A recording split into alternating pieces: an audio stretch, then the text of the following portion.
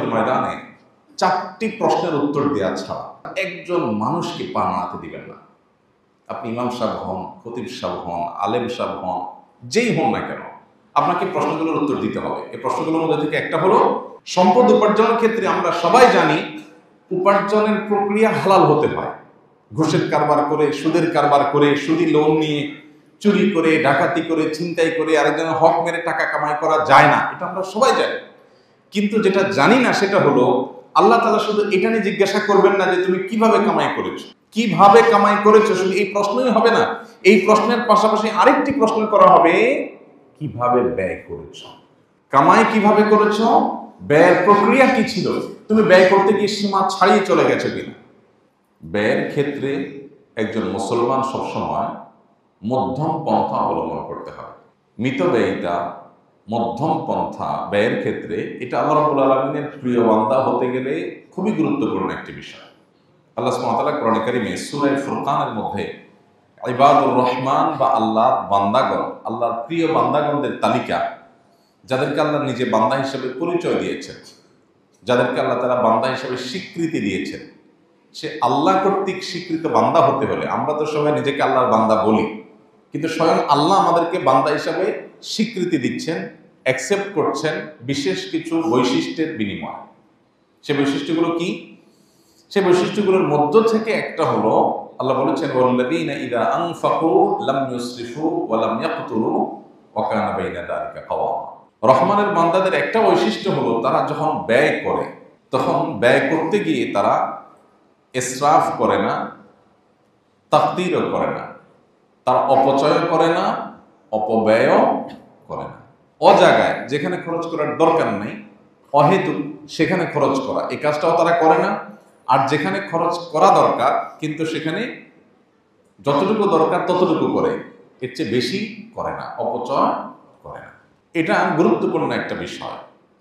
আজকের বাস্তবতায় আমরা যারা নিজেদেরকে মুসলমান দাবি করছি, এমনকি যারা মাশাআল্লাহ অন্যান্য ক্ষেত্রে প্র্যাকটিসিং মুসলিমের পরিচয় ধারণ করছেন, সমাজের কাছে স্বীকৃত প্র্যাকটিসিং মুসলিম হিসাবে, সেই ভাইদের মধ্যে, সে বোনদের মধ্যেও এই রোগটা এখন প্রকট আকার ধারণ করেছে। আমরা ব্যয়ের ক্ষেত্রে প্রচুর অপচয় করি, অপব্যয় করি, এবং এটার জন্য যে আল্লাহর কাছে জবাবদিহিতা আছে, এখানেও যে হালাল হারামের ব্যাপার আছে আমরা অনেকে জানি না। আপনার উপার্জনটা হালাল, হালাল উপার্জনের টাকা দিয়ে আপনি যদি অপচয় করেন, সেটা কি হালাল হবে না হারাম হবে? আপনার উপার্জনটা হালাল, টাকা কামাই করছেন হালাল উপায়ে, মাশাআল্লাহ। এখন খরচ করতে গিয়ে যেখানে আসলে 10 টাকা খরচ করলে হয়, ওখানে অহেতুক 20 টাকা 30 টাকা খরচ করছেন একটু ভাবসাব জাহির করার জন্য। এই যে অপচয় করলেন, এটা কি হালাল হবে না হারাম হবে? হারাম হবে। কারণ আল্লাহ রাব্বুল আলামিন কোরআনে কারীমে বলেছেন, কুলু ওয়াশরাবু ওয়ালা তুসরিফু। তোমরা খাও, পান করো, পানাহার করো, আল্লাহর দেয়া উপার্জিত রিজিক থেকে তুমি পানাহার করতে পারো, সেটা হালাল, কিন্তু অপচয় করতে পারবে না। পানাহার করতে গিয়ে অপচয় করা যাবে না। আল্লাহ রাব্বুল আলামিন কোরআনে কারীমে আরো বলেছেন, ওয়ালা তাজআল ইয়াদাকা মাগলুলাহ ইলা উনুকিক ওয়ালা তাবসুতহা কুল্লাল বাসাত। তোমার হাত একেবারে তোমার কাঁধে এনে ওটাকে বেঁধে ফেলো না, অর্থাৎ বহিল হয়ে যেও না। হাত একেবারে বেঁধে রেখে দিও না, যে খরচই করবা না, কৃপণ হয়েও না। ওয়ালা তাবসুতহা কুল্লাল বাসাত। আর খরচ করতে গিয়ে আবার একেবারে সব ছেড়ে ছেড়ে দিলা, কোনো বাইন্ডিংস নাই, তোমার বিবেকে কোনো বাঁধ নাই যে কোথায় আমি খরচ করব, কতটুকু করব, কোথায় গিয়ে আমি থামবো খরচ করতে গিয়ে, এই হিসেব নিকাশ তোমার নাই, এরকমও যেন হইল না। সূরা ফুরকানের আয়াতে আল্লাহ সুবহানাহু ওয়া তাআলা বলেছেন শেষে, ওয়া কানা বাইনা যালিকা কাওয়ামা। অপচয় অপব্যয় এই দুইটার মধ্যবর্তী, দুইটাকেই পরিহার করে যতটুকু দরকার হয় ততটুকু খরচ করে রহমানের বান্দারা। আমাদের জীবনে আমরা যদি তাকাই, তো আমরা দেখবো যে আমরা দৈনন্দিন জীবনে বিভিন্ন সময় অপচয় অপব্যয় করি। বিশেষ করে আধুনিক পৃথিবীতে লাইফস্টাইলটা এমন করা হয়েছে যে মানুষ অনেক ক্ষেত্রে অপচয় করাটাকে মনে করা হয় মানুষের বদান্যতা, বড় মনের পরিচয়। অপচয় যে করে না তাকে সমাজ, সমাজের মানুষ, এমনকি পরিবারের সদস্যরা পর্যন্ত কৃপণ মনে করে। কারণ আপনার মেহমানদারিতে 2 পদ 4 পদ হয়, আপনি 16 পদ 17 পদ করলেন। মেহমানদারিতে কিছুটা তাকাল্লুফ, কিছুটা কৃত্রিমতা, কিছুটা আপনার মেহমানের খাতিরে একটু বেশি করা, এটা অনুমোদিত, কিন্তু তার একটা সীমা আছে। আপনি বাসায় 2 তরকারি দিয়ে খান, মেহমান এসেছে 4 তরকারি করেছেন, 5টা তরকারি করেছেন, 1-2টা ভর্তা করেছেন, এতটুকু পর্যন্ত মেহমান নিতে পারবে, মেহমানের এটা লোড করার ক্ষমতা আছে। কিন্তু আপনার আইটেম যদি হয় 19-20টা, কি বলেন, মেহমান খেতে পারবে? এটা কি যৌক্তিক? 19-20 পদ 25 পদ খানা কি আসলে একজন মেহমান খাইতে পারে? খাইতে পারে। কিন্তু আপনি করেন, আমরা করি। ওই লোকও করে যেই লোক অভিযোগ করে যে ব্যবসার অবস্থা ভালো না, চাকরি নাই, হাতের অবস্থা ভালো না, টাকা পয়সা নাই। ওই নাইটা অবশ্য করে হলো যখন ভাই বোনকে দেওয়ার ব্যাপার আছে, যখন দান করার ব্যাপার আসে, যখন কেউ লোন চায়, তখন নাই করে। আবার যখন মেহমান আসে, মেহমানের সামনে নিজের অবস্থান প্রকাশ করার একটা ব্যাপার স্যাপার আসে, তখন কিন্তু আরে নাই, তখন হলো খাই। তখন হলো কি? খাই।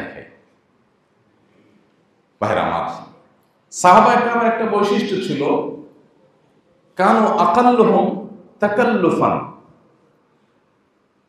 তাদের মধ্যে কৃত্রিমতা সবচেয়ে কম ছিল, সরলতা ছিল, 2 নম্বরই ছিল। আর আমাদের মধ্যে 2 নম্বরই। কিভাবে 2 নম্বরই? আপনি 18, 19 পদ 20 পদ করলেন, এই যে 20 পদ করলেন, আপনি নিজেও জানেন একজন মানুষ 20 আইটেম দিয়ে আসলে খেতে পারবে না, পেটের সাইজ এত বড় না। তাহলে কেন করছেন?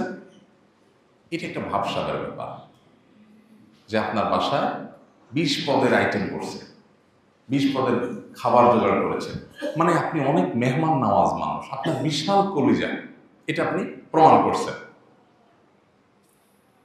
এই 20 আইটেম করার পর আমাদের দেশে দেখা যায় মেহমানকে শোনায় যে আসলে আজকে একটু বাজারে যেতে চাইছিলাম, ঝামেলায় পড়ে গেছি, যেতে পারি নাই, হাঁসটা বাকি ছিল, একটু আনবো, আনা হয় নাই, আপনি কিছু মনে করেন না। মানে 20 পদ করছি, এটা আপনি কি মনে করছেন? এটা তো আমার জন্য কোনো ইস্যুই না। আরে আমি আরো 2-4 পদ যোগ করতে চাইছি, মাইন্ড ইট। আমি মানুষটা কত বড় কলিজার বোঝার চেষ্টা করে। এটা হলো ওইটার তর্জমা।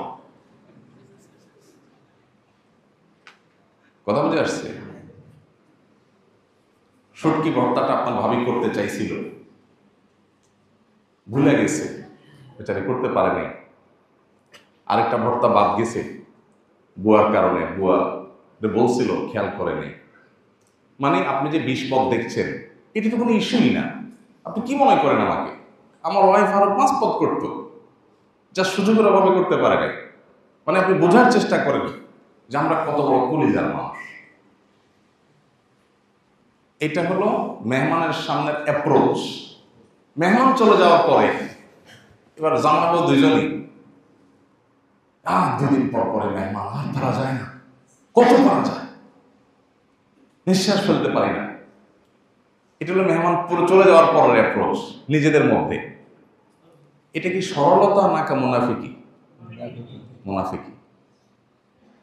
এই মুনাফিকিটা কি আমাদের সমাজে আছে না নাই? আছে, ব্যাপকভাবে আছে। মেহমানের সামনে ভাই কিছুই তো করতে পারলাম না, সরি। মেহমানদারিতে কিছুটা কৃত্রিমতা চলে। ইব্রাহিম আলাইহিস সালামের মেহমানদারির আলোচনা আল্লাহ তাআলা কোরআনে উল্লেখ করেছেন যে ফাজাআ বিআজলিন হানিস, ফেরেশতারা যখন আসছেন, ফেরেশতারা যে খান না সেটা উনি জানেন, কিন্তু এরা মানুষের রূপ ধারণ করে আসছে, ফেরেশতা যে জানতেন না, এজন্য গোটা বকরি একেবারে ডাইরেক্ট ফ্রাই করা গোটা বকরি দিয়ে দিয়েছেন। তো মেহমানদারিতে একটু আপনি বাড়াই করলেন। অবশ্য গোটা বকরি দেওয়াটা কয়েকজন মানুষ, তো আরাবিয়ানরা যা খায় একটা খায়, আপনি আবার ওটা বলেন না যে এটা তো অপচয় হলো। তাদের সিস্টেম হলো বকরি মেহমানের সামনে দিবে, মেহমান 8 জন 10 জন 20 জন যা আছে তারা খাবে, তারা খেয়ে চলে গেলে ওখানে এবার মহিলারা খাবে, পরিবারের লোকেরা খাবে, এরপরে বাচ্চারা খাবে, দফায় দফায় ওখানে খাবে। এটা হলো তাদের ট্র্যাডিশন। এখনকার আরবিয়ানরা অবশ্য অপচয়ের ক্ষেত্রে গোটা পৃথিবীতে তারা চ্যাম্পিয়ন হবে। যেই পরিমাণ খানা তারা অপচয় করে, এটা পৃথিবীতে তারা ছাড়া এত অপচয় পৃথিবীতে কোনো জাতি করে না। দুর্ভাগ্য আমাদের জন্য ভাইরা। তো আমি যেটা বলছিলাম, এই যে অপচয়, আমি একটা উদাহরণ দিলাম মেহমানদারির ক্ষেত্রে। আননেসেসারি, অপ্রয়োজনীয় হিউজ করলেন। বিয়ে শাদীতে যেটা হয় সেটা তো বলার অপেক্ষা রাখে না। কদিন আগে আমার পরিচিত এক ভদ্রলোক তার খুব কাছের একজনের বিয়ের গল্প দিলেন যে কয় হাজার যেন মেহমান, আমন্ত্রিত মেহমান, 1000 বা 2000 বা আরো বেশি হবে সম্ভবত, আমি ফিগারটা মনে নেই। এই মেহমানদের সবাইকে বিয়েতে আসার জন্য সবার জন্য ড্রেস প্রোভাইড করা হয়েছে। মাথা থেকে পা পর্যন্ত কি পড়বে টোটাল সেট, এক একটা সেটের দাম 20 থেকে 30,000 টাকা এক একজনকে।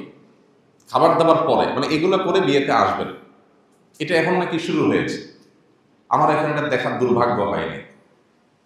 বরযাত্রী অর্থাৎ বরযাত্রী ছেলে পক্ষ, তাদের জন্য এক রকমের ড্রেস, আর মেয়ের পক্ষের যারা তার জন্য আরেক রকমের ড্রেস। ড্রেস দেখে বোঝা যাবে কে কোন যাত্রী, কে কোন পক্ষের। তো এই ড্রেস আনার জন্য এক একজনের জন্য এইভাবে খরচ করেছে। কত কোটি টাকা যেন খরচ করেছে, সেটা বিশাল বড় কোনো ফিগার। এটা হলো বিয়ে। ইন্টারেস্টিং বিষয় হলো, ওই বিয়ে সম্পর্কে কিছুদিনের মধ্যেই আমরা শুনতে পেলাম ওই বিয়েটা সামান্য কয়েকদিন টিকেছে, কয়েকদিন মধ্যেই বিয়েটা ভেঙে গেছে। তো আমাদের সমাজে এরকম অপচয় হয়, ঘরে ঘরে জায়গায় জায়গায় হয়। আমরা অনেকে হয়তো সুযোগের অভাবে সৎ, এত টাকা নাই যে অপচয় করব। আমি আমার যোগ্যতা অনুযায়ী অপচয় করি, যতটুকু আছে এর মধ্যে অপচয় করি। ভাইরা আমার, আল্লাহ রাব্বুল আলামিন কিয়ামতের ময়দানে 4টি প্রশ্নের উত্তর দেওয়া ছাড়া, কোন বর্ণনায় 5টি প্রশ্নের কথা বলা হয়েছে, এগুলোর উত্তর দেওয়া ছাড়া একজন মানুষকে পা নাড়াতে দিবেন না। আপনি ইমাম সাহেব হন, খতিব সাহেব হন, আলেম সাহেব হন, যেই হন না কেন, আপনাকে প্রশ্নগুলোর উত্তর দিতে হবে। এই প্রশ্নগুলোর মধ্যে থেকে একটা হলো ওয়ান মালিহি মিন আইনা ইকতাসাবাহু ওয়া ফিমা আনফাক। সম্পদ উপার্জনের ক্ষেত্রে আমরা সবাই জানি উপার্জনের প্রক্রিয়া হালাল হতে হয়। ঘুষের কারবার করে, সুদের কারবার করে, সুদি লোন নিয়ে, চুরি করে, ডাকাতি করে, ছিনতাই করে আরেকজনের হক মেরে টাকা কামাই করা যায় না, এটা আমরা সবাই জানি। কিন্তু যেটা জানি না সেটা হলো আল্লাহ তাআলা শুধু এটা নিয়ে জিজ্ঞাসা করবেন না যে তুমি কিভাবে কামাই করেছো, কিভাবে কামাই করেছো, শুধু এই প্রশ্নই হবে না। এই প্রশ্নের পাশাপাশি আরেকটি প্রশ্ন করা হবে, কিভাবে ব্যয় করেছো। কামাই কিভাবে করেছো, ব্যয়ের প্রক্রিয়া কি ছিল, তুমি ব্যয় করতে গিয়ে সীমা ছাড়িয়ে চলে গেছো কিনা। আমার একটা ছেলে, আমার ছেলে বলছে, ছেলে চাইছে কোনো দিকে, বাস আর কোনো কথা নেই। টাকা কত ডাজ নট ম্যাটার, বাসায় আরো 5টা আছে, সেটা কোনো ব্যাপার না। ছেলে চাইছে, আমার একটা ছেলে। ভাইরা আমার, এগুলো অপচয়। আমি একটা কথা প্রায় বলার চেষ্টা করি, নিজের পরিবারের সদস্যদেরকে, ছেলে মেয়েদেরকে ভোগী বানাবেন না, ত্যাগী বানাবেন। ভোগ করার জন্য কোনো যোগ্যতার দরকার হয় না। গরিবের ছেলে, গ্রামের ছেলে, একেবারে অশিক্ষিত মানুষ ভোগ করতে দিলে দেখবেন সেও পারে। ভোগ করার জন্য কোনো যোগ্যতার দরকার হয় না। যোগ্যতা লাগে কিসের জন্য? ত্যাগের জন্য। সন্তানকে যদি যোগ্য বানাতে চান তাহলে তাকে ত্যাগ শিখান। তোমার একটা জিনিস মন চাইছে, বাবা আমার পকেটে টাকাও আছে, অভাব নাই আল্লাহর ফজলে, কিন্তু এটা যেহেতু তোমার খুব বেশি দরকার নাই, অতএব এটা আমরা নেব না। এই স্যাক্রিফাইস তোমাকে শিখতে হবে।